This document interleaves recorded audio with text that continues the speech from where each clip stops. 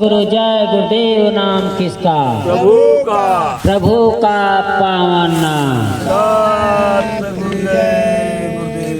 सतगुरु जय गुरुदेव जी की वाणी है, सतयुग की अगवानी है। सतगुरु जय गुरुदेव जी की वाणी है, सतयुग की अगवानी है। सतगुरु जय गुरुदेव।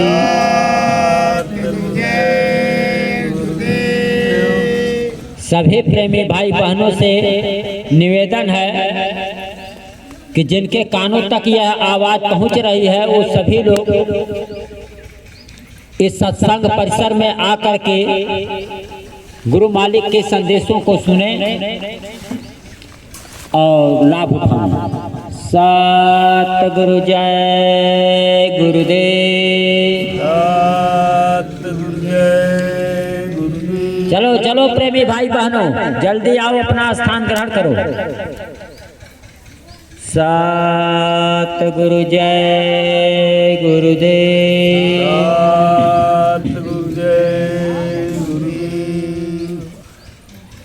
कब तक धरा अंधकार में डूबी रहेगी, कब तक धरा अंधकार में डूबे रहेगी। स्वामी शीघ्र धरा पे शुभ बिहान लाइए,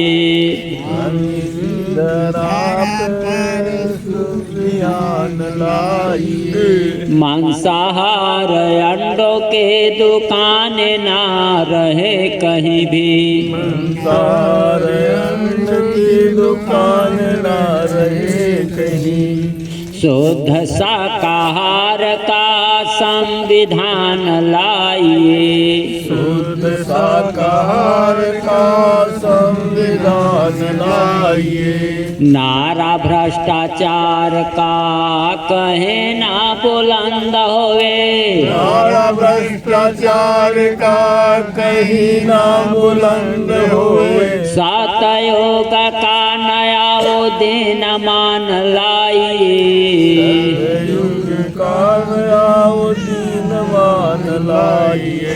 दुखियों के सोन कर पुकार चले आइए, दुखियों की सुन कर पुकार चले आइए। भगतों पे रहम है रहमान लाइए, भक्तों के रहमान रहमान लाइए।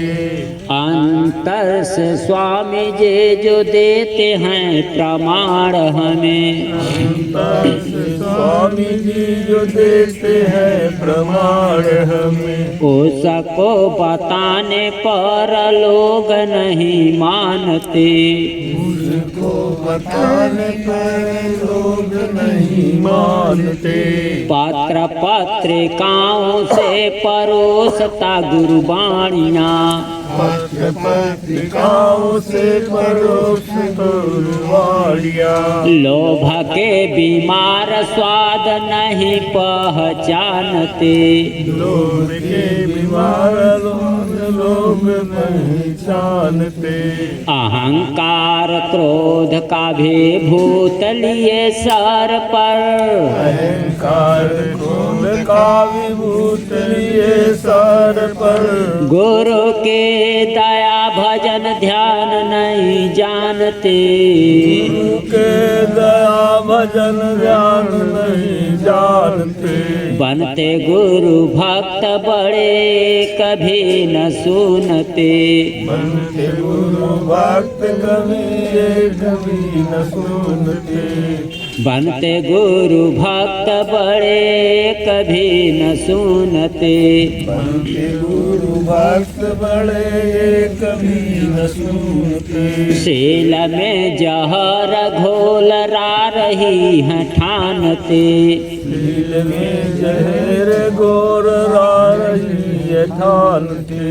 आए हैं नाम लोक से हमारे सतगुरु, आए हैं अनाम लोक से हमारे सतगुरु। योग को बदलने का बीड़ा जो उठाए हैं, योग को बदलने का बीड़ा जो उठाए है। साधकों को घाट पर दे प्रमाण सतगुरु, साधकों को घाट पर दे प्रमाण सतगुरु। भक्तों के हित अपनी लीलाओं रचाए हैं, भक्तों के हेतु अपनी लीलाओं रचाए हैं। गुरु पुत्र पुत्रियों व राष्ट्र के सपूत जाग, गुरु पुत्र पुत्रियों राष्ट्र के सपूत जाग। आओ एक मंच तले स्वामी जी बुलाए हैं, आओ एक मंच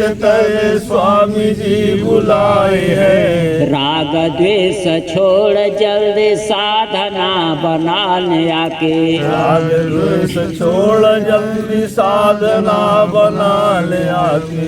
विपदा से बचने का ढाल ये सुझाए हैं, विपदा से बचने का ढाल ये सुझाए है।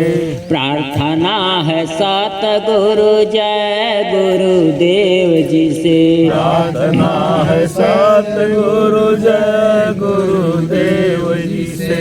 पर्दे की ओट से अब लीला न रचाइए, पर्दे की ओट से अब लीला न रचाइए। खंड खंड में वो बटी संगत रही एक जो, खंड खंड में वो बड़ी संगत रही एक जो। भ्रमितों को अपने ही मंच तले लाइए, भ्रमितों को अपने ही मंच तले लाइए। घाट पर न बैठते जो घाटी के न सुनते, घाट पर बैठ कर घाटी की न सुनते। आप ही प्रकट हो के उनको सुनाइए, आप ही प्रकट हो के उनको सुनाइए। अंधकार बीच संगत सो रही जो आपकी, अंधकार बीच संगत सो रही जो आपकी। उनको प्रकाश दिखा स्वामी जी जगाइए, उनको प्रकाश देख स्वामी जी जगाइए। सतगुरु जय गुरुदेव, सतगुरु जय गुरुदेव। सतगुरु जय गुरुदेव। सतगुरु जय गुरुदेव। सतगुरु के चरणों में सत सत नमन करते हुए उपस्थित सभी प्रेमी भाई बहनों के चरणों में सत सत प्रणाम करता हूँ। सतगुरु जय गुरुदेव। सतगुरु जय गुरुदेव। प्रेमी भाई बहनों, सुमिरन भजन ध्यान सतगुरु अब रक्षा करने वाला है, वक्त बदलने वाला है, कलयुग जाने वाला है, सतयुग आने वाला है। यह संदेशा आप रोज रोज सुन रहे हैं। तो इस परिवर्तन की घड़ी में सुमिरन भजन ध्यान ही यह रक्षा करेगा। सतगुरु ही ढाल बन करके रक्षा करेंगे। तो आपको ऐसे दुर्दिन वक्त में यह भजन करने का अवसर, मालिक का सच्चा संदेश सुनने को मिल रहा। यह आपके हम सबके बड़े ऊंचे भाग हैं कि ऐसे दुर्दिन वक्त में बचाने के लिए हमारे गुरु महाराज हम लोगों के साथ खड़े हैं। चाहे वो अदृश्य सत्ता के रूप में हो, चाहे परोक्ष रूप में हो, वो हमेशा खड़े रहते हैं और हमेशा अपना आदेश निर्देश दे करके वो काम कराते रहते हैं। तो प्रेमी भाई बहनों, रोज सुमिरन भजन ध्यान की बात सुन रहे हो, जब वही रक्षा करेगा, हमारे सदगुरु महाराज ही सब कुछ हैं, सब कुछ वही करेंगे, तो उनकी दया मेहर में लग जाना चाहिए, सुमिरन भजन ध्यान करना चाहिए। और जिनको काम क्रोध लोभ मोह की बीमारी से जो जकड़ा हुआ है, तो उसको बात समझ में नहीं आती, इसलिए पहले खान पान दुरुस्त करना होता है।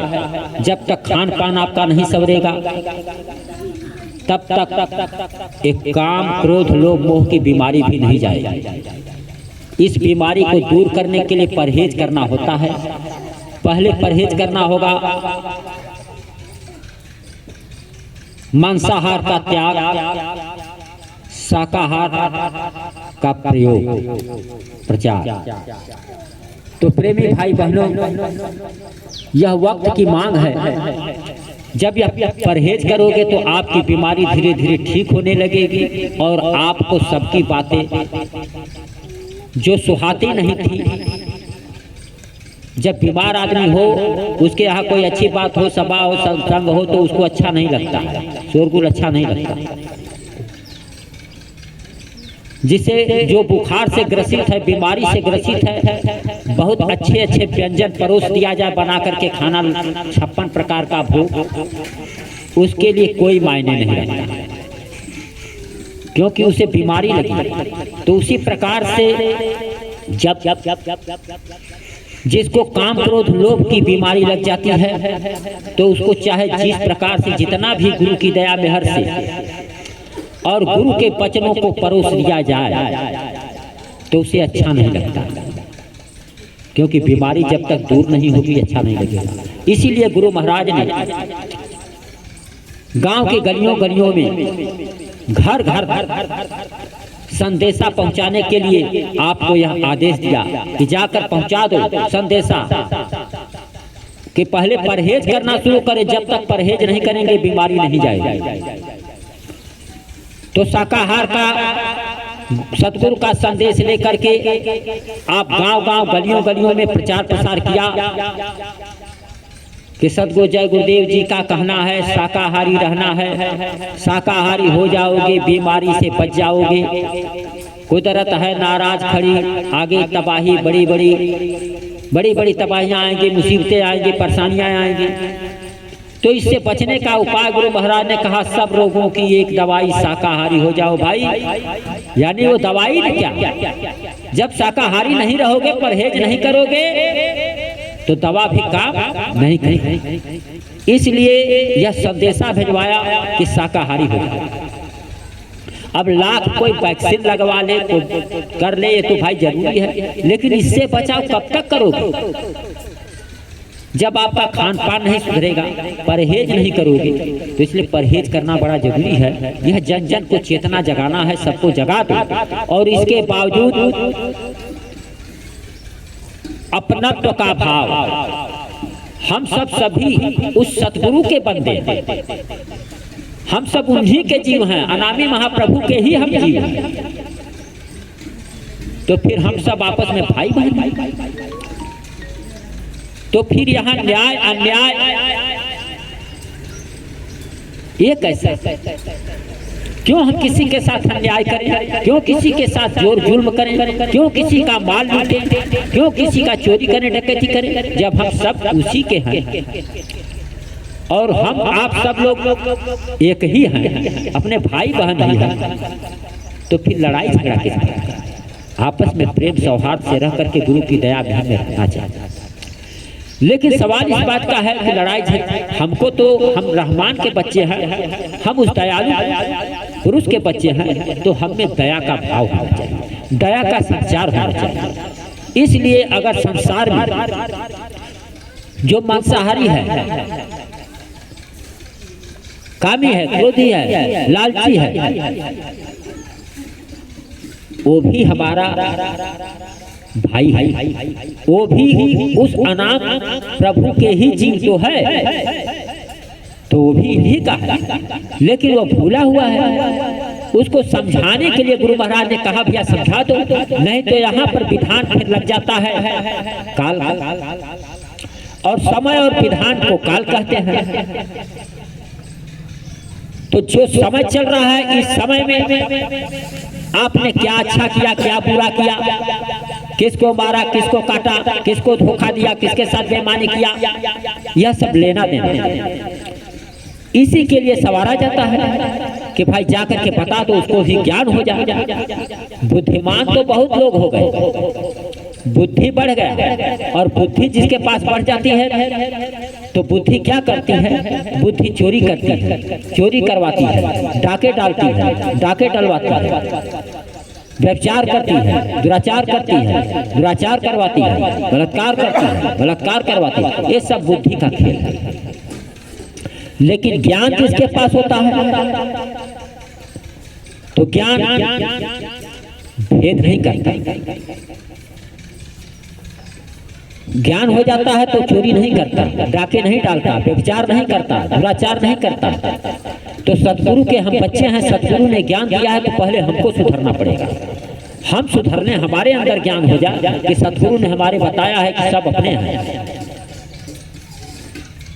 एक परिवार है आपका, जिसने घर बताया, अपने पत्नी के द्वारा सहयोग लेकर के आपके बच्चे हुए, बेटियां हुई, उनका आपको ड्यूटी है, दायित्व है उनके खाने का, पीने का, सेवा का, शुश्रूषा का आपको ड्यूटी मिला है, आप करिए। लेकिन इसका मतलब नहीं कि आपके बच्चे अगर गलत कर रहे हैं और पड़ोस का दूसरा है वो सही है, तो आप अपने बच्चे के अपनत्व में आकर के उसके साथ अन्याय कर दें।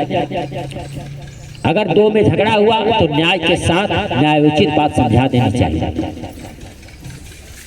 लेकिन यहाँ तो अगर रह करके हम सतगुरु के बच्चे हम ही बेईमानी करेंगे, किसी की जमीन छीनेंगे, किसी का जायदाद छीनेंगे, तो फिर संसार से भी गए गुजरे, संसार से भी गए गुजरे हैं। इसलिए गुरु महाराज ने कहा कि संसार के लोगों को यह संदेशा दे, तो शाकाहारी अगर हो जाते हैं तो नीम के पेड़ में पानी डालते हो, किसी वृक्ष की पूजा करते हो, किसी देवी देवता की पूजा करते हो, तो उनका भी बचाव हो जाए। लेकिन प्रेमियों, आपके लिए नहीं माफी, क्योंकि आपको सब कुछ गुरु महाराज ने बताया है, सिखाया है। इसलिए आपके लिए, आपकी रक्षा कैसे होगी, तो आपके लिए कहा कि भैया भजन करो, सुमिरन करो, ध्यान करो, सतगुरु की दया मेहर में रहो, तभी आपका भलाई है, तभी आपकी रक्षा। अगर ऐसा नहीं करोगे तो गुरु का आदेश होगा, निर्देश होगा बचाने का, आह्वान करने का, तो आप कैसे उनको बचाओगे। एक माध्यम बनना पड़ेगा, निमित्त मात्र बन करके यश लेना पड़ता है। माँ बार हुआ कृष्ण भगवान सब कुछ कर डाले, लेकिन यश पांडवों को मिला। तो इसी तरह से आपको भी निमित्त मात्र बन करके यश तो लेना है, और इस निमित्त मात्र बन करके सतगुरु के बच्चे बन करके उनके साथ रह करके यश लेने के लिए आप में भी वह भाव आना चाहिए कि हम भी धर्मवीर बने, न्यायोचित बने, जो गुरु का आदेश है उसका पालन करने में एक पग भी पीछे न हटें, और अपने सतगुरु के लिए इस शरीर के चाहे टुकड़े टुकड़े हो जाए, हम पीछे नहीं हटें। जो ऐसा हो जाता है वह अभय हो जाता है, निर्भय हो जाता है, वह किसी से डरता नहीं। कौन? जो समर्पित होता है गुरु के ऊपर, तन मन धन सब गुरु का।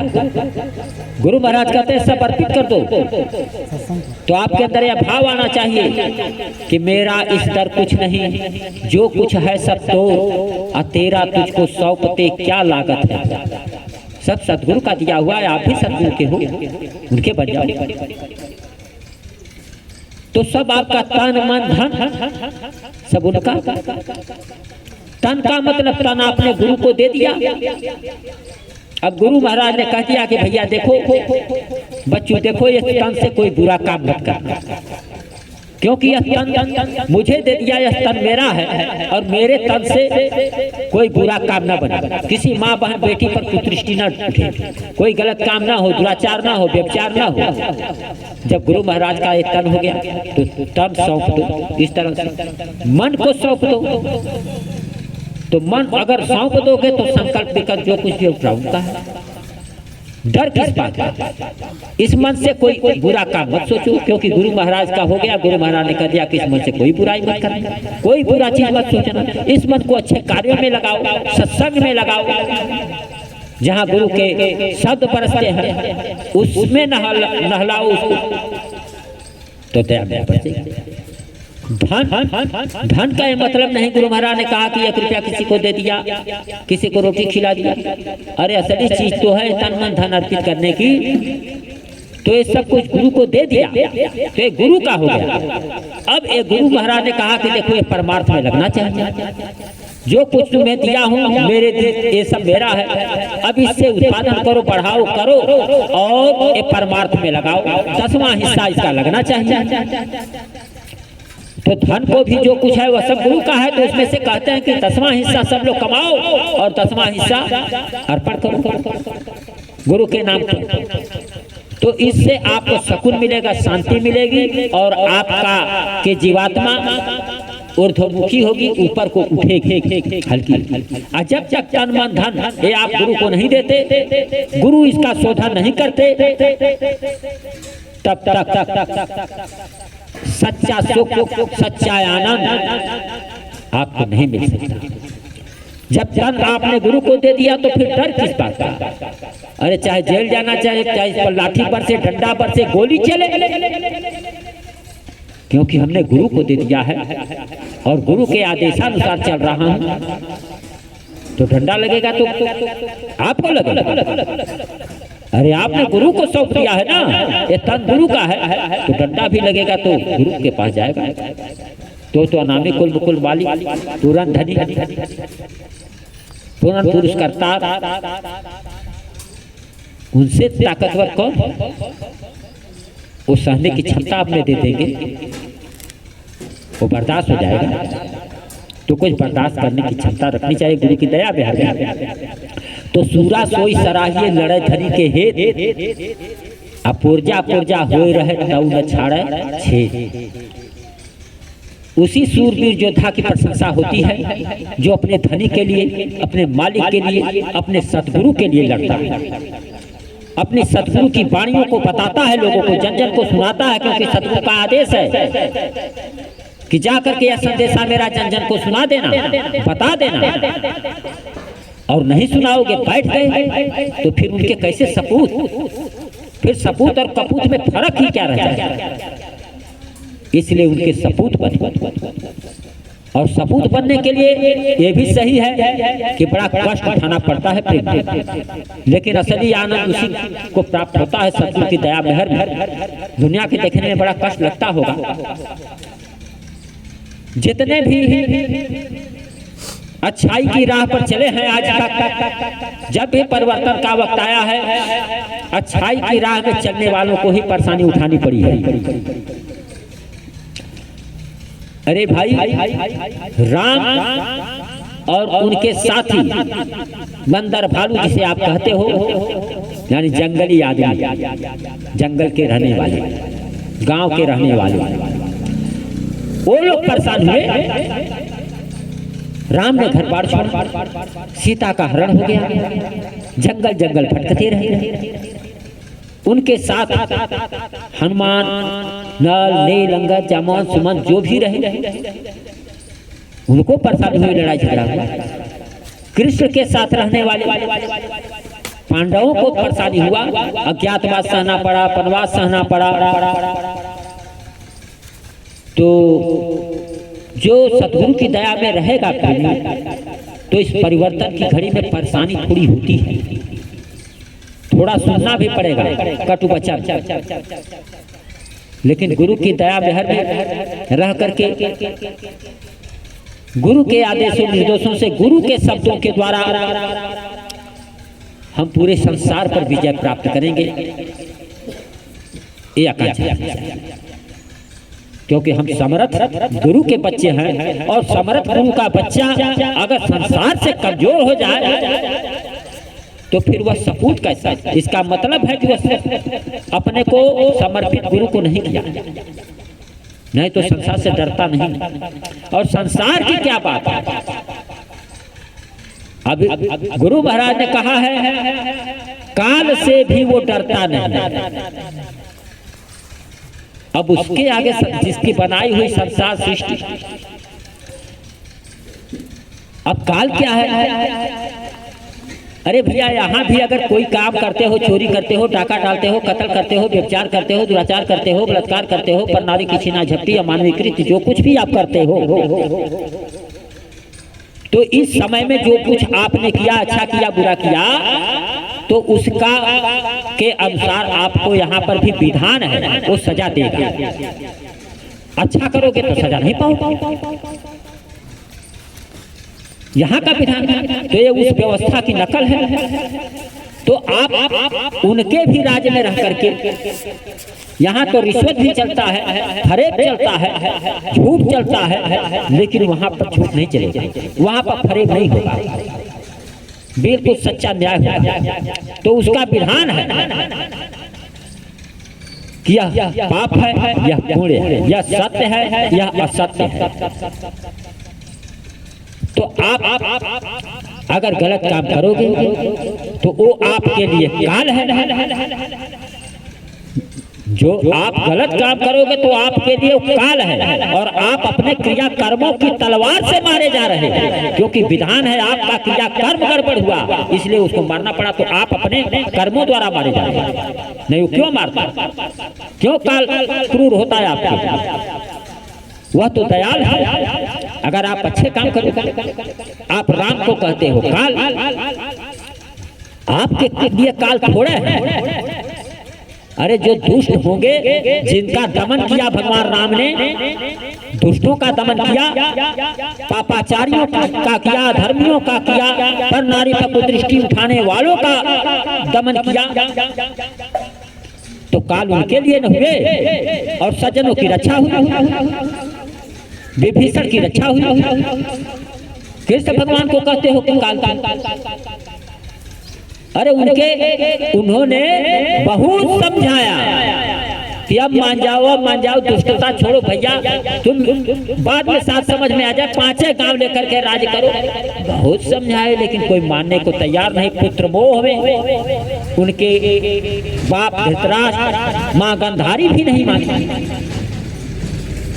और जब राजा नहीं माना बन करके पुत्र मोह में सब काम कर रहा है, तो वैसे ही मैं बता रहा हूँ कि इस समय भी पुत्र मोह, पत्नी मोह, परिवार मोह करने की जरूरत नहीं है, क्योंकि यह इतिहास बताता है कि गलत अगर कार्य किए कर रहा है बेटा, और हम पुत्र मोह में उसका साथ निभा रहे हैं, तो उसके भागीदार हम भी होंगे, और पूरे वंश खानदान को लेकर के डूबेंगे। ये इतिहास साक्षी है, प्रमाण है, गवाह। तो आपको भी समझ बूझ करके ऐसे ही वातावरण का सृजन करना है, क्योंकि सतयुग आने जा रहा है। गुरु महाराज की दया में हमें सतयुग आ रहा है। अगर यही रहेगा, अपना पराया, न्यायोचित बात नहीं कहेंगे, धर्म की बात पर नहीं रहेंगे, सतगुरु के वाणियों में नहीं चलेंगे, तो फिर सतयुग कैसा? सतयुग आ रहा है तो सतयुग के लायक हमको बनना है। और गुरु महाराज ने कहा कि जब तक त्यागी, कर्मठ और ईमानदार सामने नहीं होंगे, परिवर्तन नहीं होगा। तो आप त्यागी बने, कर्मठ बने और ईमानदार बने, ताकि गुरु महाराज के चरणों में रहने का अवसर, सौभाग्य प्राप्त हो, उनकी दया मेहर में रहे। यहाँ तो आप अपने में ही थोड़ी सी मुट्ठी भर लोग हो, बहुत ज्यादा भी नहीं, अपने में ही रह करके लड़ाई करते हो, झगड़ा करते हो, वैमनस्य करते हो, एक दूसरे का नुकसान पहुंचाना चाहते हो, तो यह अच्छी बात नहीं। किया कराया सब गया, जब आया अहंकार तो फिर अहंकार की बात सब चला जाए। पानी में मीन प्यासी, पानी में रह करके भी अगर वो प्यासी तड़पती मर जाए, तो फिर कोई क्या करेगा? धुबिया जल बीच मरत प्यासा। अब भैया इतना आपको उपलब्ध है, इस सत्संग का जल, सत्संग का अमृत बरस रहा है, और इसको पाओ न, इसमें स्नान न करो, रसपान न करो, तो फिर दोष आपका है। फिर बाद में क्यों दोष गुरु का कि हम आपके साथ रहे, आपको समर्पित कर दिया था अपने को, लेकिन हमारी ये दुर्दशा हुई। तो इतना आसान है, जो समर्पण हो जाएगा तो उसकी दुर्दशा नहीं होती, वो झेल ले जाएगा, सब कुछ बर्दाश्त कर ले जाएगा और गुरु पर तोहमत नहीं लगाएगा। इसलिए आप गुरु भक्ति में रह करके, दया मेहर में रह करके आप अपनी बीमारी को हटाओ। काम क्रोध लोभ मोह की जो ये बीमारी लगी हुई है, इसी के कारण निष्पक्ष न्याय से धर्मशील नहीं बन पा रहे। इस बीमारी को पहले हटाओ और लोगों को समझाओ, दुनियादार को समझाओ, तब वो समझेगा। आप ही नहीं सवरे, आपकी रहनी कहनी को देख करके जो दुष्ट होगा, रावण जैसा होगा, रावण कंस जैसा होगा, वह तो भैया ला करो संभलेगा नहीं, क्योंकि उसने चोरी किया है, डकैती डाला है, कत्ली है, व्यभिचार है, इतना पाप किया है कि सोचता है कि अब मोह उससे हो गया, सोचता है छोड़ूं कैसे, ये तो सही है लेकिन छोड़ूं कैसे, नहीं छोड़ेगा। यही राजकर्म का कुछ नहीं है, न स्वर्ग न कुछ न कुछ, नहीं, सब गलत, तो उसको तो समझ में नहीं आएगा। लेकिन जिनमें जरा सा भी धर्म की भावना है, उदित है, महात्माओं का कभी किसी जन्म का अगर बीज पड़ा हुआ है तो फट से उद्धृत होगा, उगेगा। तो आपको समझाना सबको है, लेकिन उसके पहले आपको समझना है। आप पहले समझ जाओ, आप पहले निर्मल हो जाओ, निर्मल होने का प्रयास करो, अपने को बनाओ, तब नकल करेंगे। वो लोग सोचेंगे कि भैया हम लोग इतना करते हैं, चोरी करते हैं, डकैती डालते हैं, इतना माल ले आते हैं, फिर भी पता नहीं चलता क्या हो जाता बरकत। वो बार बार अयोध्या, मथुरा, काशी, धर्म कर्म में दिल्ली, दौलताबाद, कलकत्ता, महाराष्ट्र जाते हैं, उनको कहाँ से पैसा आता है, कहाँ से आमदनी होती है कि वो बराबर जाते हैं, ऐसा लोग सोचते हैं और देने वाला देता है। अब आप सोचोगे कि भैया वो अरबपति है, खरबपति है, तो का वो खाएंगे का पूरा, वो गांच कर रख दिए हैं 100 पुश्तों के लिए, तो उनको क्या मिलेगा? फिर मर जाएंगे तो देखेंगे कि हमारा बच्चा है, उनका बच्चा, अरे यहाँ तो सब उनके हैं। तूने किसी का घसीट करके जो खाया है, रखा है, और दूसरे का हक छोड़ा है, वो परेशान है, तो उसकी सजा भुगतनी पड़ेगी। तूने यही कमाया, तो उनका नकल क्यों करते हो? साईं इतना दीजिए जामे कुटुंब समाए, अब मैं भी भूखा ना रहूं, साधु न भूखा जाए। दरवाजे पर, घर पर हमारे 4 लोग आ गए, साधक आ गए, सत्संगी आ गए, तो आपको भारी हो जाए, तो भैया बड़ी दुख की बात है। हौसला बुलंद होना चाहिए कि उस मालिक का है, वह मालिक देगा, और उनको तन मन से लग करके उनकी सेवा कर देनी चाहिए, उनको खिलाना पिलाना, ये आपका हमारा उत्तरदायित्व तो बनता है, इसमें भारी नहीं होना चाहिए। तो मालिक देता है, रोटी दाल की कभी कभी नहीं पड़ेगी, और मालिक की दया है कि ऐसे दुर्दिन वक्त में आपको भी रोटी दाल मिल रही है। नहीं, कितने लोग भूखों मर रहे हैं। अगर वही हाल हो जाए तो फिर क्या करोगे? जिस तरह से अफगानिस्तान में बच्चे उनके सामने खाने बिना तड़प रहे हैं, मर रहे हैं, वहाँ क्या नहीं हो रहा है? व्यभिचार हो रहा है, दुराचार हो रहा है, बलात्कार हो रहा है, अच्छी अच्छी लड़कियों का नामांकन किया जा रहा है, कौन कुंवारी कुंवारी कन्याएं हैं, ये सब हो रहा है। अगर आप नहीं संभलोगे तो फिर बचाओगे कैसे? गुरु महाराज ने कहा है, कहते हो कि कब आए? गुरु महाराज ने बताया है संकेत कि जब तुम्हारी माँ बहनों बेटियों की इज्जत खुलेआम दरिंदे लूटेंगे और सड़कों पर लाकर ऐसे फेंक देंगे, तब दौड़ोगे। ऐसे नहीं मानोगे, कहते हैं तब दौड़ोगे बच्चों कि चलो बाबा जी के पास। तो पहचान लो, ये बचाएगा। अपने सत्संगियों की तरफ, बच्चों की तरफ इशारा करते कहते हैं ये बचाएगा। तो श्रेय आपको मिलेगा, लेना आपको पड़ेगा। आपके अंदर जब ऐसा होगा, आचरण व्यवहार करता है, गुरु की दया में रहोगे, तब तो आप बचाओगे। गुरु की दया ही तो बचाएगी, और दया लेकर के आप खड़े सामने होंगे। इसीलिए गुरु महाराज ने कहा है कि बच्चों ऐसा वक्त आएगा कि लोग तुम्हारे पास भागेंगे, तुमको खोजेंगे मुझसे मिलने के लिए। गुरु महाराज से मिलने के लिए एकाएक कैसे जाएंगे मिलने? तो आपको पकड़ेंगे। आपको कैसे पकड़ेंगे? जब सतगुरु की सदरी लगाए, ये घूमते रहोगे, प्रचार करते रहोगे, बस प्रचार कहीं चल दिए, पहन लिए, उसके बाद निकाल दिए, कोई पहचानता नहीं। अगर एक बराबर सदरी टोपी लगा करके अगर घूमते रहते तो अब तक बहुत प्रचार हो गया होता और बड़ेला का नाम इस पूरे देश में छा गया, सारे लोग जान गए होते, ये छटनी समझ में सबको आ गई होती कि उससे अलग है। अभी तक लोगों ने समझा नहीं, दुनिया ने नहीं समझा कि आपके सदरी जो पहने हैं और वो पहने हैं उसमें क्या फर्क है, वो कैसे है कैसे नहीं है, सच्चाई कहाँ है, वो सच्चे लोग मुट्ठी भर लोग कहाँ है, ये आप दर्शन नहीं कराए। तो आप जम करके गुरु महाराज की दया में अगर रहना चाहते हो तो फिर डर भय किस बात का? आप नाचो जिस तरह से मीरा ने नाचा और संसार का परवाह नहीं किया और अपने गुरु का के गुणों का बखान किया। भक्त हनुमान अपने प्रभु के आदेशों को लेकर के दौड़ पड़ते थे हर काम में, खाते पीते सोते उठते बैठते, कोई भी आदेश हो जाए, ये काम कैसे होगा हनुमान, ये लाना है संजीवनी बूटी कैसे आएगा, फौरन में जय श्री राम, खाते पीते जय श्री राम, वृक्ष तोड़ते फल तोड़ते जय श्री राम, उनको बराबर आगे रखते। और आप जो है वक्त आता है तो गुरु को आगे नहीं रखते, दुनिया को आगे रख देते हो, उनको पीछे कर देते हो। शादी विवाह होता है, कुछ ऐसे अवसर आते हैं तो आप जो है कहते हो कि शादी विवाह कर ले फिर चले गुरु की दया। अरे भैया उसके पहले ही दया लेनी चाहिए,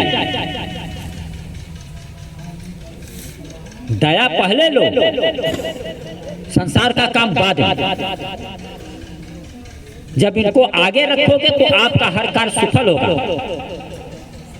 और परेशानियां झेलने के लिए आप सत में आए हैं, जब परेशानी नहीं झेलोगे सदगुरु की दया में कहें बड़ा परेशानी भैया ये आ गया, अरे क्या परेशानी है, वो गाली देगा गलौज देगा, जो नासमझ है तो उसको समझाना है, धीरे धीरे ना बताना है, धीरे धीरे सब काम बन जाएगा। हमें क्षमता होनी चाहिए कि नहीं, अगर बहादुर है तब, और जो बहादुर नहीं हो क्या बर्दाश्त कर।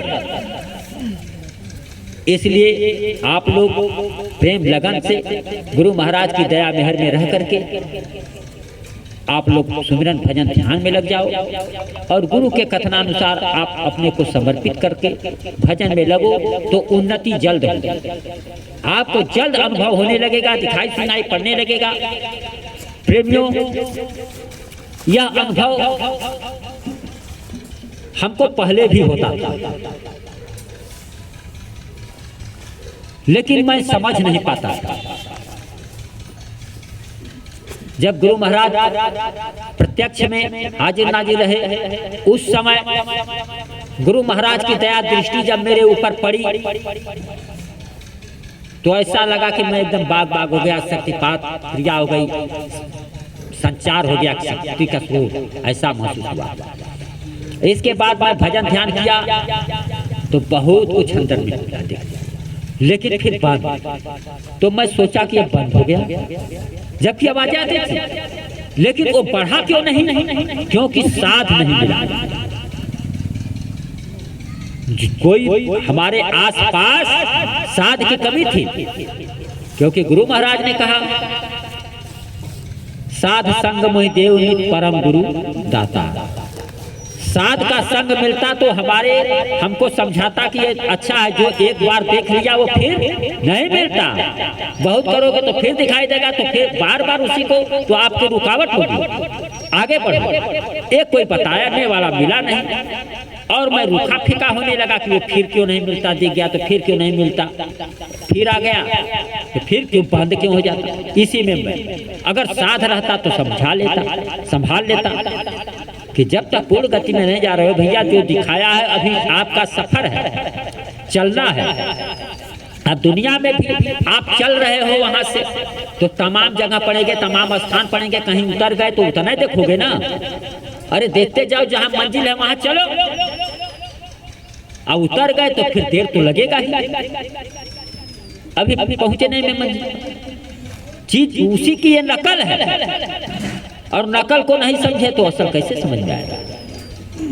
तो ये हमको समझ में नहीं आया। जब यहाँ पर आया, साध का संग मिला, तब समझ में आया कि यार ये तो बहुत पहले से गुरु महाराज जो दे रहे थे, लेकिन ये नहीं, भूल गए, रूखा फीका होकर के हमने भजन छोड़ दिया, ये नहीं मिलता, बेकार है, नहीं हो रहा, क्या बात है, क्या गड़बड़ी हुई।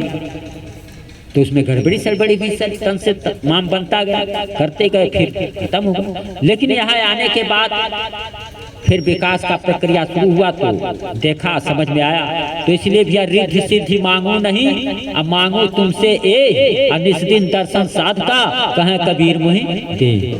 तो साध का संग इतना आपको मिला है, तो सतगुरु की अनुपस्थिति में वो तो प्रत्यक्ष में बराबर है आपके साथ, लेकिन साध का संग मिल गया है तो समझो कि वो दया सतगुरु की और काफी बढ़ गई, कम नहीं हुई। सतगुरु की दया काफी बढ़ गई कि साथ उस समय सतगुरु से सामने, तो सतगुरु कोई घड़ी सामने रहेंगे, कोई घड़ी आप प्रश्न करोगे, पूछोगे, और जल्दी जाओगे तो इतने अपार समूह में उनसे बात नहीं, भीड़ भाड़। और इस समय साध, उस समय साध का मिलना कठिन था, और इस समय साध समझ में आ गया, मिल गया, और इसके बावजूद भी अगर समझ में नहीं आएगा तब भैया बेकार है। जब साध मिल गया तो अब सतगुरु की दया में हट पालो, वो जैसे बता रहे हैं उसको बात को समझ लो, और यहाँ से हट प्रमाण दिया गया। अब आप लोग आते हो तो आपके अंदर एक भाव जागता कि ये झंडा कहाँ से आ गया। गुरु महाराज ने तो ये झंडा बनवाया था, सफेद वाला झंडा बनवाया था, ये बना था। फिर आपके अंदर आता है कि जय गुरुदेव, गुरु महाराज तो जय गुरुदेव बोलते रहे, हमेशा हम लोग जय गुरुदेव बोलते रहे, ये सतगुरु जय गुरुदेव बोल रहे हैं, ये कैसे। तो जानने के लिए, समझने के लिए प्रेम से चरणों में बैठ करके सीखा जाता है। किसी से भी कुछ लेना होता है, यहाँ भी संसार में भी अगर बच्चा मास्टर के चरणों में बैठ करके नहीं सीखेगा, पढ़ेगा, तो क्या उनके कपारे पर, कुर्सी पर बैठ कर, उनके समकक्ष बैठ करके सीखेगा? तो उनके चरणों में बैठ करके सीखना चाहिए, लेना चाहिए कि भैया ये कहाँ से आ गया। तब वो बताएगा तो धीरे धीरे बात समझ में आएगी कि कहाँ से हुआ। अरे मिलिट्री जब सजती है तो उसके पहले उसका फार्म भरा जाता है, और वो फार्म गुरु महाराज ने भरवा दिया। सुमिरन भजन ध्यान जो किया वो फार्म भरा, और वो ही लोग यहाँ पर आएंगे। भैया कहते हैं कि पूर्व जन्म के संस्कारी जीव तुम्हारे गुरु भाई बहन, रसाई उन्हीं की होगी, और वहीं यहाँ पर आएंगे। तो पूर्व जन्म के जो गुरु महाराज ने जब नामदान दिया था, जो लोग थे पूर्व जन्म के गुरु भाई बहन, उस फल रहा फूल रहा वो आएंगे। लेकिन अगर नहीं करोगे, फिर नहीं सुनोगे साथ का संग पा करके, तो फिर पीछे हो जाओगे। तो मिलिट्री सज रही है, और इस परिवर्तन की घड़ी में ये मिलिट्री ही काम आएगी, लोगों के बचाव के लिए, उद्धार के लिए। तो आप गुरु की दया मेहर लेकर के, आपने जब गुरु का प्रभाव रहेगा तब नहीं आप संभालोगे। कैसे संभालोगे जब आप खुद नहीं संभालोगे? वो तो शक्ति लेकर के आता, उनका काम रुकने वाला नहीं है। लेकिन गोले बम बारूद जब लड़ाई के मैदान में उतरेंगे तो उतारने वाले हैं। अब वो आप ही के बीच में कोई हो सकता है, वो भी तो नर्तन में हैं, और उनको बोध होता नहीं। बोध कराते हैं सदगुरु, सब इसी में रहते हैं। तो गोले बम बारूद आएंगे भैया, तो उतारने के लिए वैसा आपको बनना पड़ेगा ना।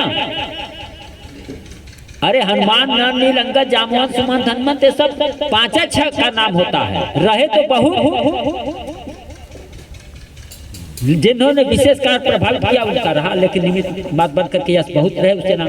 तो वैसे ही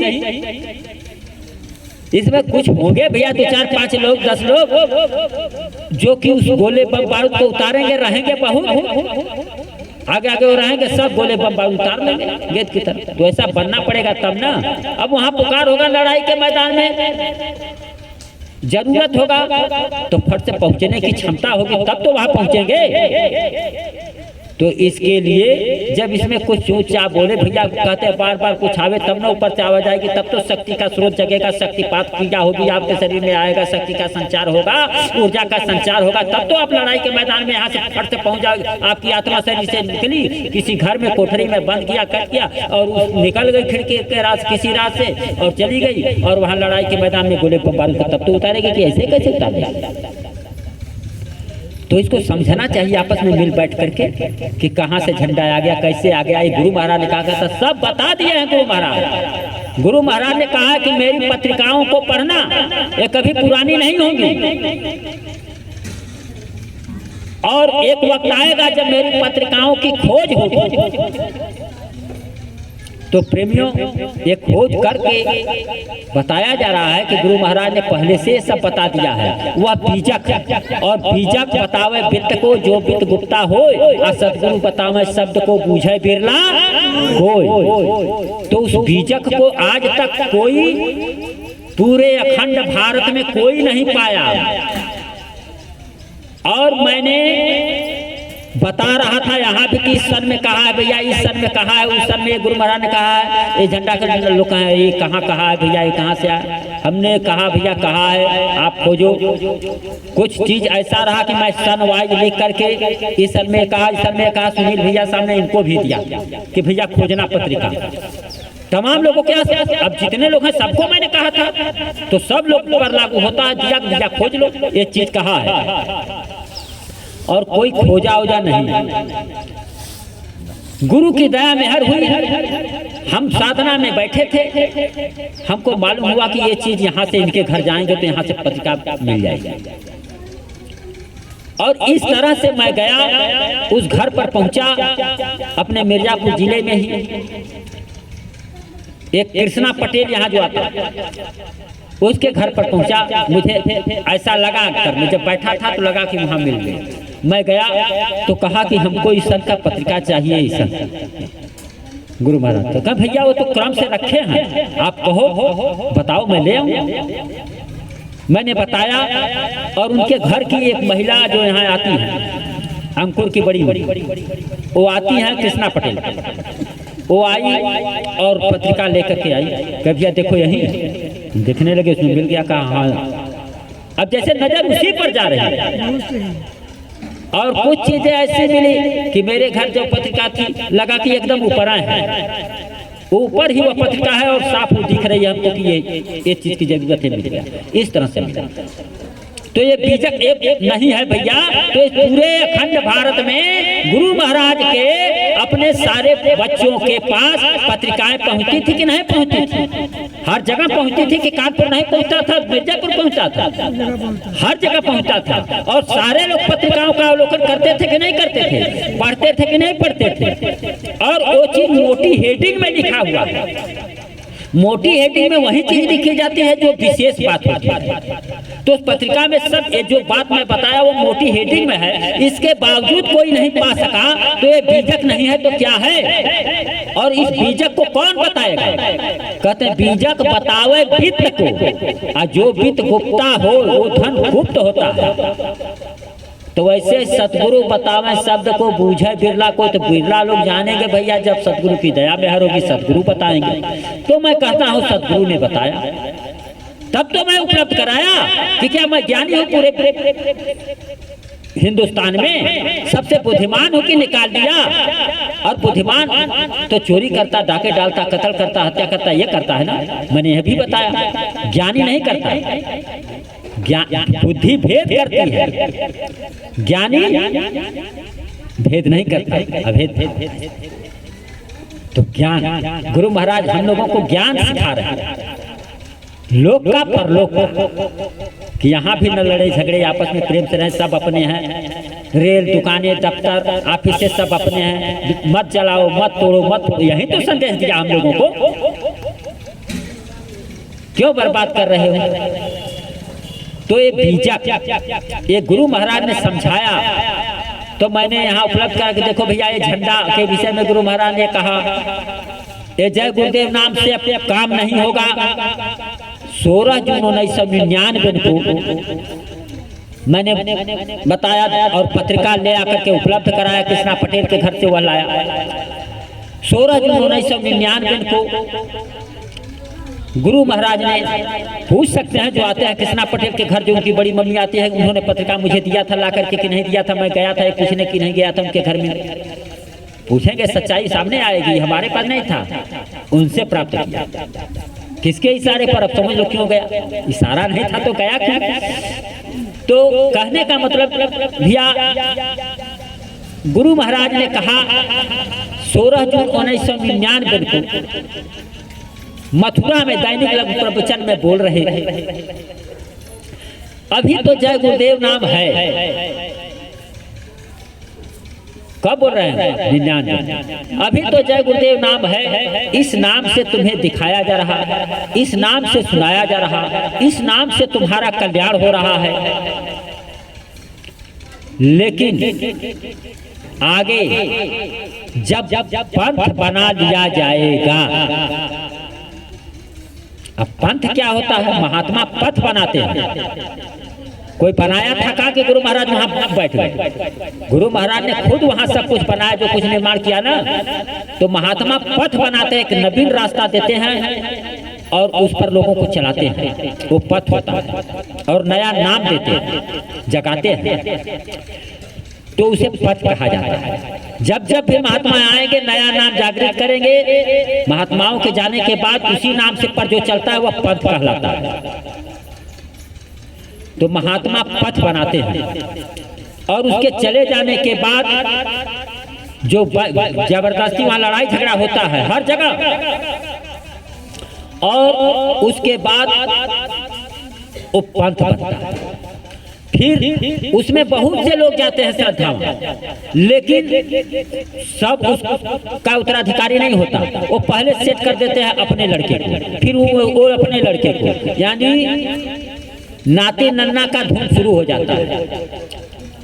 जैसे तबला बजता है तो उस पर बजता तक धिन तक धिन तक धिन तक धिन, 3 ताल में बजता है, धुन निकलता है। तो वैसे ही पंथ की गद जो बन जाता है, उस गद्दी से एक धुन निकलती है, एक आवाज निकलती है।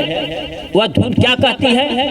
नाती नन्ना, नाती नन्ना, नाती नन्ना, नाती नन्ना, नाती नन्ना। ये 3 ताला में निकलता है। कहे का मतलब का उन्हीं का, उनका लड़का मतलब योग्य है का, वही महात्मा हुए, उन्हीं का जागा और सबका नहीं। अरे दादा गुरु ने, हम लोगों के दादा गुरु ने, यानी गुरु महाराज के गुरु ने अपने लड़के को तो नहीं उत्तराधिकारी बनाया।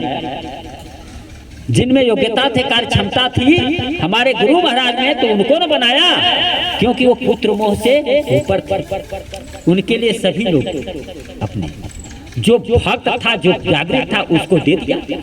और यहाँ हमारे चाचा थे। पत्रकारों ने पूछा क्यों आपको बैठा दिया? हमारे चाचा थे इसलिए हमको दे दिया। तो बोलो प्रेमियों, गुरु महाराज को अभिपाही और कह रहे हमारे चाचा थे इसलिए हमको बैठा दिया। तो एक पंथ बना भी दिया गया कि नहीं बना दिया गया? पंथ बन गया नहीं। अगर गुरु महाराज कहते कि अब ये बनेगा, अब मैं जा रहा हूँ, तब तो कहते पंथ बन गया। ये पंथ बन जाता है, लड़ाई झगड़ा तो भी होता है, लेकिन कहते पंथ बन गया। लेकिन कहते जब पंथ बना लिया जाएगा, बन जाएगा और बना लिया जाएगा में अंतर नहीं है क्या प्रेमी? अभी कौन बताया हमको? मैं बता रहा हूँ, पढ़ा तो सभी लोग। और बन जाएगा, बना लिया जाएगा में अंतर भी बताया, तब तो मैं बता रहा हूँ। बना लिया जाएगा का मतलब जबरदस्ती होगा, और बन जाएगा का मतलब उसमें अंतर होता है। मतलब गुरु महाराज कहते भले वहां वो संत नहीं रहते, जैसे हमारे गुरु महाराज को बताया 2 महीना पहले बीमार थे दादा गुरु, उनको लोग अलीगढ़ ले गए थे और दादा गुरु ने कहा कि अब बेकार है, 2 महीने के बाद मेरा जो है शरीर खत्म हो जाएगा, छोड़कर चला जाओ। दवा दारू बेकार कुछ नहीं हुआ, लेकिन अब बीमारी है तो लोग ले गए अलीगढ़ दवाई करने के लिए। दवाई कर रहे थे सुधार हुआ नहीं। करते करते फिर वक्त आया, नजदीक आ गया, तो उस समय लोग पूछे थे कि मालिक जब आप जाने की बात कह रहे हैं तो आपके जाने के बाद कौन जानशीन होगा, कौन लोगों को की संभाल करेगा, कौन चढ़ाई कराएगा, कौन नामदान देगा। तो गुरु महाराज दादा गुरु ने बता दिया कि वो फलाने दास, और फलाने दास वहाँ हाजिर थे ही। जो हमेशा मिलता जुलता वो क्यों रहेगा, वहाँ नहीं थे, लेकिन लोगों को बता दिया कि फलाने दास थे अपने गुरु महाराज। इसके बाद जो स्वार्थी पद लोलू थे वो गति देख रहे थे कि इनको कह दिया। जब कहा मालिक वो तो बड़ा मोटा है, बड़ा खाता है, और वो क्या भजन करेगा? कर भजन करेगा नहीं, वो पूरा हो गया, वो पूरा है। तो अभी लोगों की सिटी पिटी घूम हुई कि अरे यार इसको कर रहे हैं हम लोग साथ साथ। तो इसके बाद फिर वो दिन गिन रहे थे, बता दिए थे दादा गुरु कि इस दिन इस तिथि को इतना बजकर कितना मिनट पर मैं चला जाऊंगा। तो गिन रहे थे कि ये तो समय आ गया। तो सोचे कि अब शायद दिमाग अब अंतिम अवस्था है, दिमाग खराब हो। जो पद लोलुप होता है वो पावर नहीं देखता, उनको प्रभु परमात्मा के रूप में नहीं जानता। तो वो देख रहे हैं कि अब इनका दिमाग खराब हो। तो कह रहे हैं स्वामी जी आप जब जा रहे हैं तो अब कौन संभाल करेगा? फिर कहा कि मैंने कहा ना कि फलाने दास। इसके बावजूद वहां पर लड़ाई होगी, जबकि बहुत बड़ा आश्रम था, छोटा सा, वहां लड़ाई हो गई। अर्जुन दास महाराज गद्दी पर बैठे और गुरु महाराज वहां से चलता बने। जिसके पास रिद्धि सिद्धियां मुछैल करती हैं वो लड़ाई झगड़े में क्यों फंसेगा भैया? और यहाँ आगे का जारी किया गया। तो प्रेमियों कहने का आशय कि वहां पर भतीजा बन करके, और पहले से पेपरों में निकाला गया कि बाबा जय गुरुदेव का भतीजा सुनील कुमार यादव उनके भाई हैं, प्रधानी का चुनाव हार गए। ये बताओ किसी गांव का प्रधानी का चुनाव होता है तो प्रादेशिक समाचार में, पूर्वांचल के समाचार में निकलता है कि पूरा जगह चला जाए यह समाचार। यह साजिश नहीं था तो क्या था? प्रधानी का चुनाव हार गया तो ये क्या थे कि इतना बड़ा निकाल दिए इतना जगह तक? एमपी थे, एमएलए थे, मिनिस्टर थे, लड़ रहे थे, क्या थे? तो भैया एक खेल हुआ। इसके बाद कहा, पत्रकार से पूछा तो कहा चाचा थे हमारे इसलिए हमको सौंप दिया।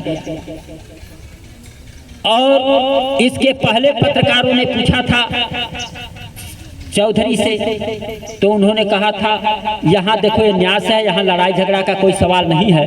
पत्रकार ने पूछा था कौन होगा, कैसे होगा? तो आपस में कोई तय कर दिया जाएगा, बैठक होगी इसके लिए और तय कर दिया जाएगा। एक कोई मनोनीत होगा अध्यक्ष, और वो गुरु की रूप में काम नहीं करेगा बल्कि इस न्यास को आगे बढ़ाएगा, गुरु को आगे बढ़ाएगा। कहने का मतलब वो गुरु भाई के हैसियत से जाना जाएगा, महात्मा नहीं बनेगा, भेष नहीं बनाएगा। ये बात पत्रकारों से कहा। लेकिन इसके बाद वो भी नहीं, फेल हो गया। इसके बाद आया कि नहीं हम बनेंगे। हमको कहा, हमको 2007 में कह दिया तो ये कह दिया, तमाम प्रकरण दिखा गया, मेरे चाह जाते। तो भैया एक पंथ बना लिया गया जबरदस्ती की नहीं, वहां जबरदस्ती हुआ कि नहीं? और एक आदमी वहां से भागा। जब ये देखा कि ये जबरदस्ती हो रहा, शासन प्रशासन इनके हाथ, तो कहा मेरे कनपट्टी पर गोली लगा कर कहा गया, इसलिए मैं क्या कर सकता था। तब भैया तुम महात्मा कैसे, संत कैसे जो नामदान देने लगे? सारे लोग पहले सच्चाई है कहनी पड़ेगी। मैं किसी की निंदा आलोचना नहीं करता, जो घटना घटित हुआ है और आप लोगों ने देखा है भीड़ भाड़ में, आप लोगों के पास बुद्धि विवेक है जो लोग नहीं गए, और पत्रिकाओं में पढ़ा है, आया संदेशा जो मैं बता रहा हूं, पत्रिकाओं में आया घटना के बाद। तो ये भी ना था। तो भैया एक पंथ कहते हैं इसको, पंथ बना लिया गया जबरदस्ती।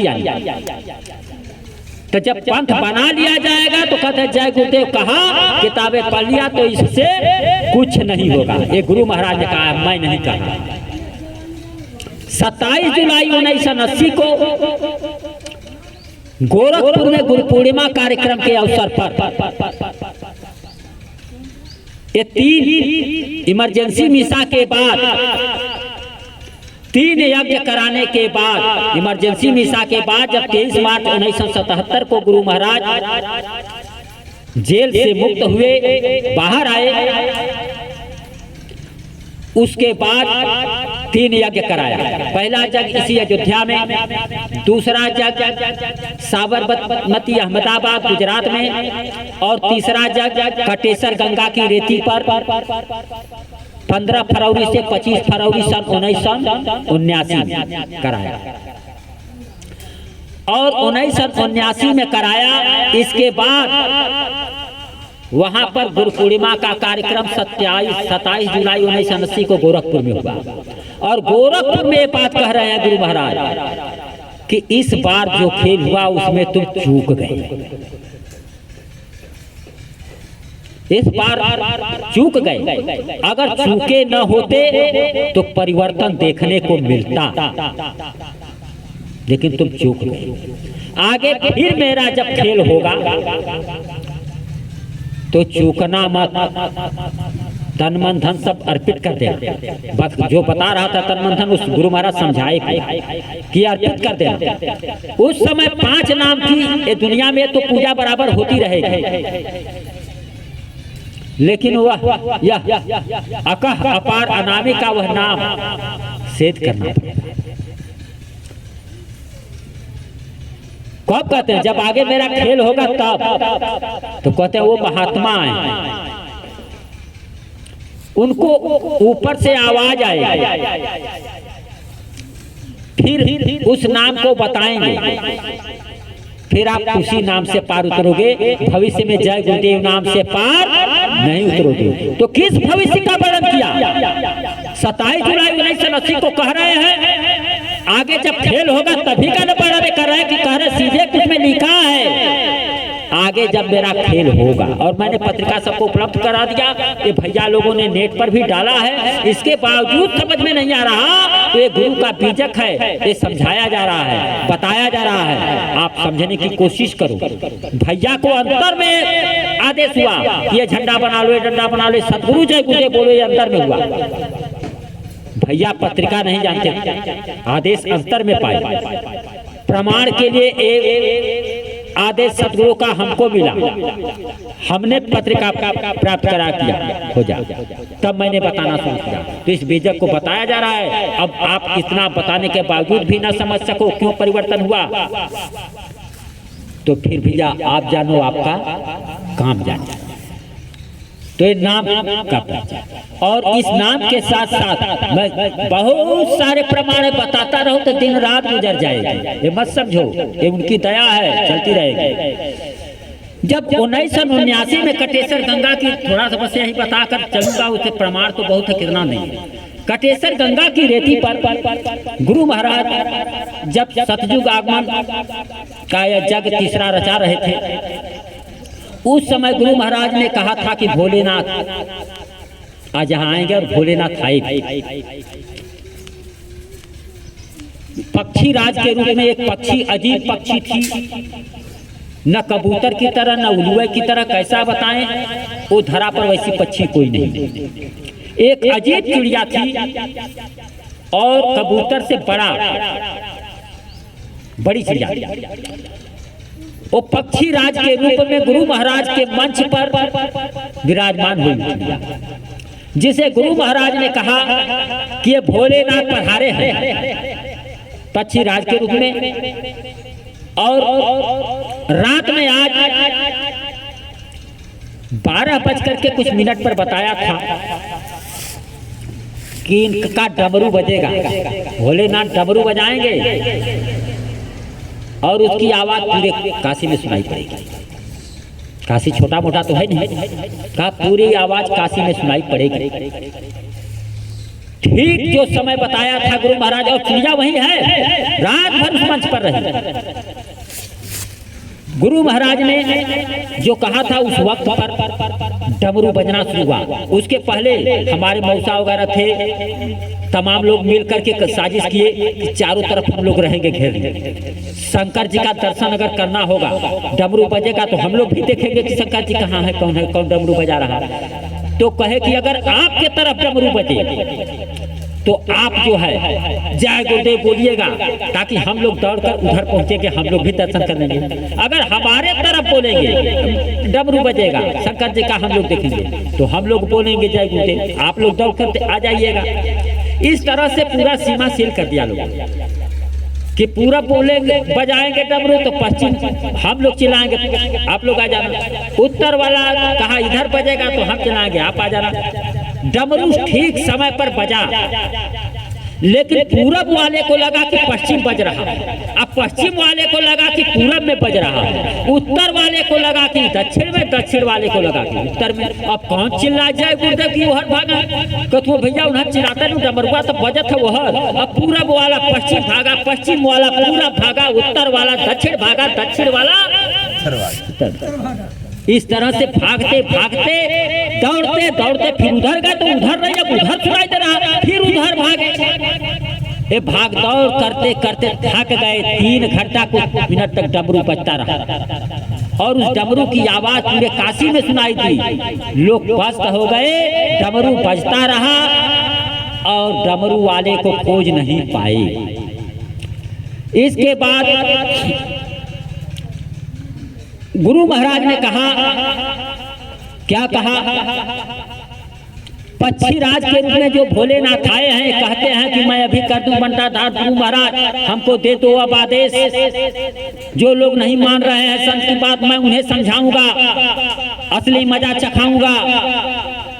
तो गुरु महाराज ने कहा, थोड़ा ठहरो बम भोले महाराज, फिर तुम करियो काज, मुझे समझा लेने दो थोड़ा। तो सुन सतगुरु की शिव ने मानी बात, चले गए उत्तर दिशा जब भी हुआ प्रभात।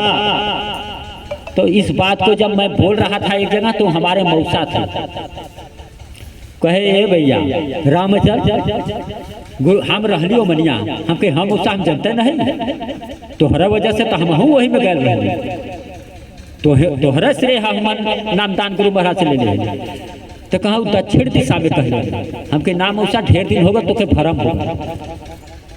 जब लिखा हुआ उनका दिखाए गुरु महाराज का यह चीज कि सुन सतगुरु की शिव ने मानी बात, और चले गए उत्तर दिशा जब भी हुआ प्रभात। तो हाँ तो लिखल है तो गलत हुई नहीं तो सही बात है। आप पत्रिका के गुरु महाराज को कहले हुआ कि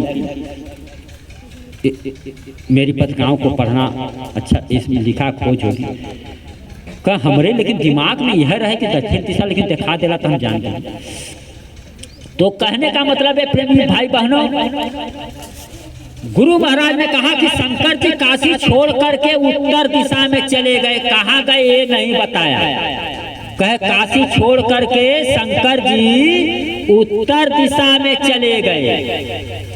तो यह बात काशी वालों को बड़ा नागवार लगा था, बड़ा खराब गुजरा था। पंडे पुजारियों को, पंडे पुजारियों ने कहा था कि बाबा जय गुरुदेव कहते हैं कि शंकर जी उत्तर दिशा में चले गए, काशी छोड़ गए। बताओ काशी शंकर जी के त्रिशूल पर टिकी है, शंकर जी काशी छोड़कर चले जाएंगे, ये बाबा जय गुरुदेव कहते हैं। अरे वो महात्मा हो, जानते हैं। तो प्रेमियों, गुरु महाराज ने कहा कि उत्तर दिशा में चले गए।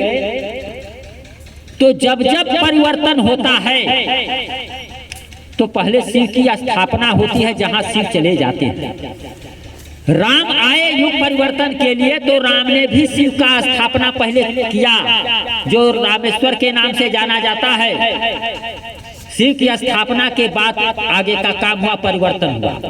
कृष्ण आए, उन्होंने भी महादेवा का स्थापना कराया है किंतूर में, कुंतेश्वर महादेव के नाम से जाना जाता है इसी बाराबंकी जिले में। तो महादेवा का स्थापना कराया, इसके बाद परिवर्तन हुआ, विश्व युद्ध हुआ हाजीपुर में, कुरुक्षेत्र के मैदान। तो बिना शिव की स्थापना के परिवर्तन का काम नहीं होता। तो शिव की स्थापना कहाँ होनी चाहिए? जब हमारे गुरु महाराज कहते हैं कि चले गए उत्तर दिशा, तो प्रेमियों, काशी से जहां यज्ञ हो रहा था वहां से ठीक उत्तर दिशा यह स्थान पड़ता है और शिव की स्थापना हो गई। अगर एक गुरु महाराज न बताए होते परिवर्तन की घड़ी में, तो सामने ये खड़ा होकर के बताता कैसे? क्या इसको और किसी से आपने सुना था इस पूरे अखंड भारत में?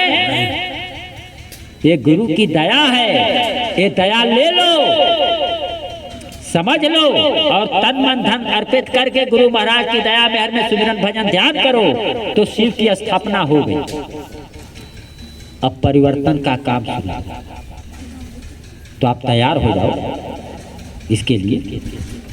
बात बहुत है, कितना कहूँगा। मैं सोच रहा हूँ कि अब लोग और बोलेंगे, आपको भी उबन हो जाएगा ज़्यादा बोलने में। समय बहुत है, बहुत समझाएंगे। अभी तो एक चीज़ समझा रहा था, झंडा झंडा बहुत है। करके तो भूमि बन रहा है, बहनें भी सुन रही हैं बड़े चाव से। तो आप ही इसको बोल करके उसको प्रार्थना बोल करके इनको ध्यान पे बिठा दीजिए। हाँ बैठे हो गया फिर तो ना। तो भैया आप लोग सुमिरन भजन ध्यान में लग जाओ। जो कुछ है सच्चा है। आप कभी कभी अभाव में मत आया करो। लड़ाई तो हमसे होती रहती है, लड़ाई तो हमसे तो बाप से भी हो जाता है, ये भैया से भी होता है लड़ाई। हमको जो भी देखो नागवार लगता है गुरु के खिलाफ, हमसे लड़ाई होती है और जम करके लड़ाई होती है। आप देख कर अभाव में आओगे तो भैया आप जानो, आपका काम जाने। ये है कि सच्चाई है, यहाँ से होने को जा रहा है, फिर इसके बाद चाहिए गुरु महाराज आने वाले, आने का प्रबल संकेत है। भले लड़ाई होती है जो कुछ नगवा लगता है, लेकिन जो सच्चाई है वो कहनी पड़ेगी। मैं कहता हूँ अब सुनीले भैया है, कुछ हमको लगेगा कि गलत करे तो हम लड़ते हैं जब करके, क्योंकि गुरु महाराज हमको जो समझ में आता वही कहेंगे कि दूसरा कहेंगे। तो आप अभाव में मत आओ, उसमें से सच्चाई छांटो। इस लड़ाई के वेग से भी कुछ निकलता है। कभी कभी हास्यास्पद मजा लेने के लिए भी यहाँ पर बहुत से लोग हैं ऐसा करते हैं। कभी कभी यहाँ ऐसे लोग भी होते हैं कि उनका पूछ दबा तो उछल जाते हैं, तो ऐसे भी हैं। तो इसलिए आप लोग जो है अभाव में न आए। आप लोग गुरु महाराज की दया मेहर लेकर के सुमिरन भजन ध्यान में लग जाओ भैया, और दया मांगो कि मालिक हम पर भी दया बनाए रखो, चरणों में लगाए रखो, हमको भी अनुभव अनुभूति से भर दो, मेरे मन के कलश को आत्मबोध आत्म ज्ञान के प्रकाश से भर दो। हे मालिक सदगुरु दया करो। इस दया को मांगते रहो भैया, लग जाओ भजन ध्यान में। यही हमारी मनोकामना है। अगर आपकी उन्नति होगी तो मुझे भी बड़ी खुशी होगी। अगर लड्डू प्रसाद हमें मिल रहा तो मैं अकेले क्यों खाऊं, मैं बांट करके खा रहा हूं, आपको भी मिले, इसी में हमारी भलाई, आपकी भलाई, हमारी खुशी, आपकी खुशी। तो आप सब लोग जो है दया मेहर गुरु की लेकर के उसी में रहो। सतगुरु जय गुरुदेव, सतगुरु जय गुरुदेव। तो प्रेमी भाई बहनों, अब आप लोग थोड़ा सा ध्यान और भजन कर लो, और यही असली सार चीज है। असार की तरफ मन को मत लगाओ, उससे थोड़ा दूरी बनाओ और सार को गहो। तो आप भजन ध्यान में लग जाओ, बैठ जाओ, कपड़े सर पर डालो, आंखों को ढको और कर लो भजन ध्यान। हम भी बैठ कर लें, इसको बजवा बंद कर दो भैया, आप भी थोड़ा बैठे।